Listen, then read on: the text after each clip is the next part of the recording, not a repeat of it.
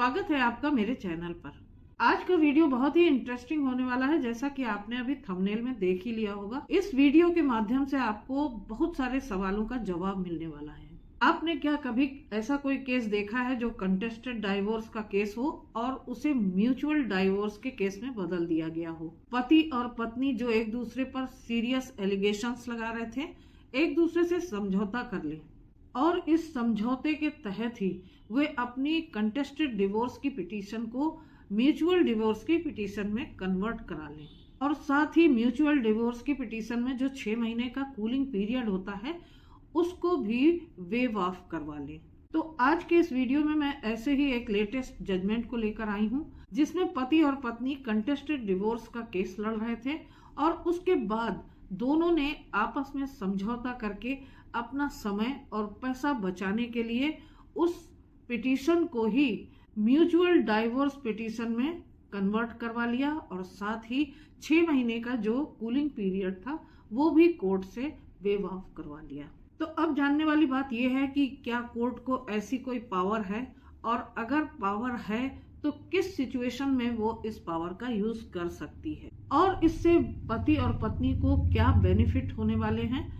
तो इन सारी चीजों को जानने के लिए वीडियो में अंत तक बने रहिएगा और अगर आपने मेरे चैनल को सब्सक्राइब न किया हो तो प्लीज सब्सक्राइब कर लीजिए। आपके एक सब्सक्राइब कर लेने से, आपके एक लाइक कर देने से मेरा काफी उत्साह बढ़ता है।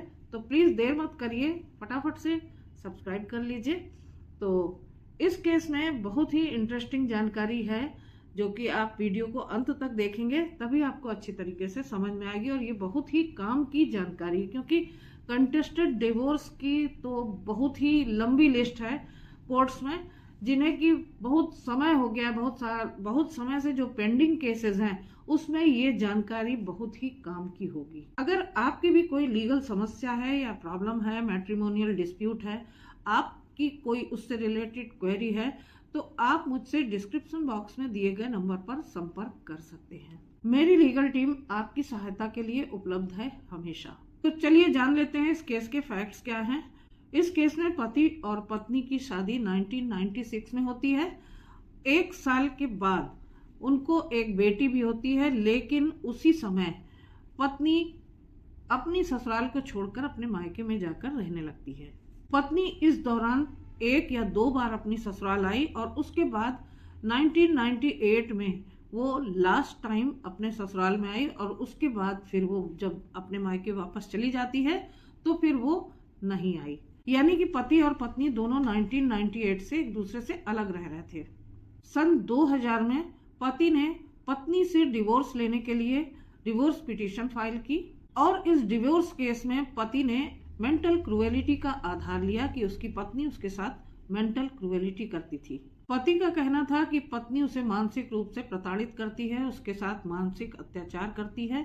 वहीं पत्नी का कहना था कि उसके पति के शादी से बाहर किसी अन्य महिला के साथ संबंध है और साथ ही पत्नी का यह भी कहना था कि वह पति से अपने तलाक नहीं लेना चाहती है। यहाँ पति पत्नी की मेंटल क्रूएलिटी यानी मानसिक अत्याचार को साबित नहीं कर पाया और उसकी डिवोर्स की पिटीशन खारिज हो जाती है। फैमिली कोर्ट के द्वारा जब डिवोर्स पिटीशन खारिज कर दी जाती है पति की, तो पति फिर इस ऑर्डर को हाई कोर्ट में चैलेंज करता है।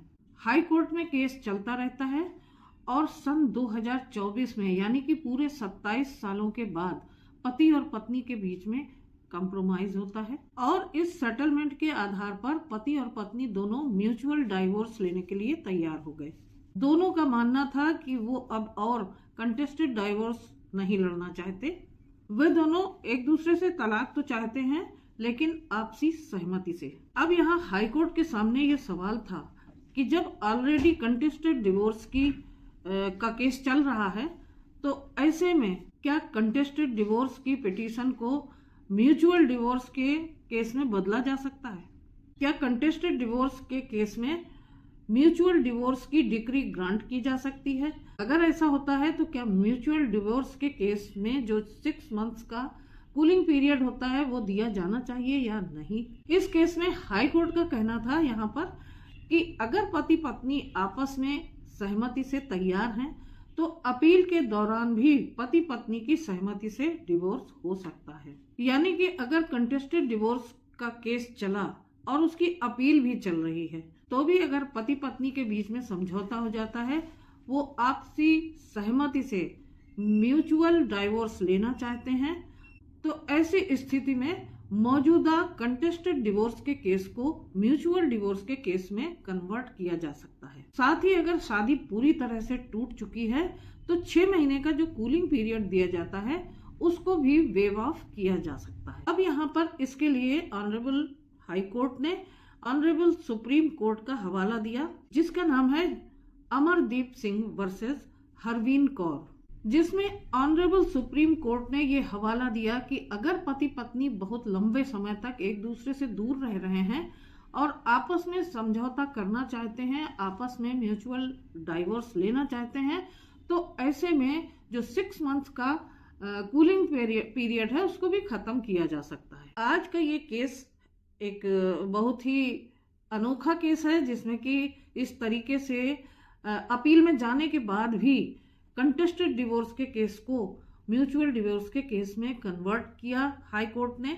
ये बहुत ही सुविधाजनक है उन लोगों के लिए जो कि बहुत लंबे समय से एक दूसरे से कंटेस्टेड डिवोर्स के केस में फंसे हुए हैं, और इस तरीके से समय और पैसे दोनों की ही बचत हो सकती है। तो अब हम यहाँ पर बात करते हैं कि कंटेस्टेड डिवोर्स के केस को म्यूचुअल डिवोर्स के केस में कन्वर्ट करने के लिए क्या प्रोसेस है। तो इसके लिए देखिए, जब कंटेस्टेड डिवोर्स में पति पत्नी अगर सहमति आपसी बन जाती है उनकी और वो म्यूचुअल डिवोर्स लेना चाहते हैं, तो ऐसे में सबसे पहले पति और पत्नी दोनों के द्वारा एक ज्वाइंट एप्लीकेशन फाइल की जाएगी, जिसमें वो म्यूचुअल डाइवोर्स के लिए प्रेयर करेंगे। इस ज्वाइंट एप्लीकेशन में पति और पत्नी का एफिडेविट लगेगा और पति पत्नी इस एप्लीकेशन को वेरीफाई करेंगे। पति और पत्नी अगर ज्वाइंट एप्लीकेशन फाइल नहीं कर सकते हैं तो ऐसे में भी म्यूचुअल डिवोर्स के लिए एक पक्ष एक एप्लीकेशन म्यूचुअल डिवोर्स के लिए डालेगा और दूसरा पक्ष उसे नो ऑब्जेक्शन करेगा, और तब कोर्ट इसके ऊपर संज्ञान लेगी। कोर्ट पति और पत्नी से बातचीत करेगी ये परखने के लिए कि दोनों में आपसी समझौता हो गया है और दोनों म्यूचुअल डाइवोर्स चाहते हैं। दोनों के ऊपर किसी प्रकार का कोई प्रेशर तो नहीं है, दोनों में साथ रहने की कोई संभावना है कि नहीं है।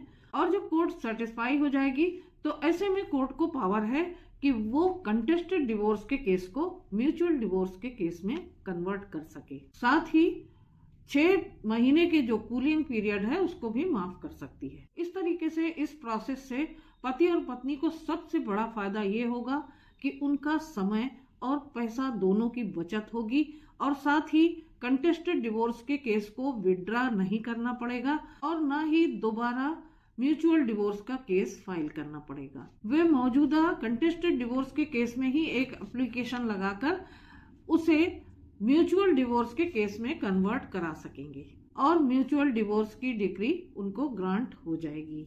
यानी कि इस तरीके से केस करने पर पति पत्नी के समय और पैसे की बहुत बचत होगी और साथ ही आने वाली बहुत सारी प्रॉब्लम्स से वो बच सकेंगे।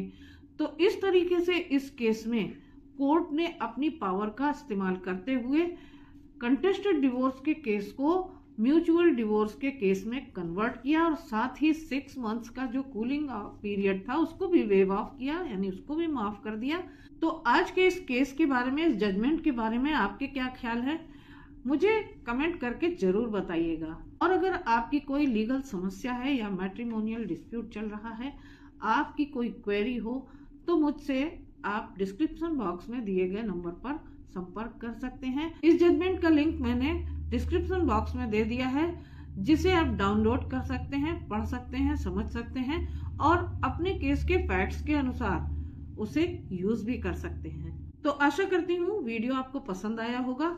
अगर पसंद आया हो तो वीडियो को लाइक और शेयर करना बिल्कुल मत भूलिएगा। चैनल को सब्सक्राइब करना बिल्कुल मत भूलिएगा, क्योंकि 80% लोग मेरे चैनल को देखते तो हैं लेकिन सब्सक्राइब नहीं करते हैं, तो प्लीज सब्सक्राइब कर लीजिए। तो फिर मिलती हूँ अगली वीडियो में एक नई इन्फॉर्मेशन के साथ, एक नए टॉपिक के साथ। तब तक अपना ख्याल रखिएगा।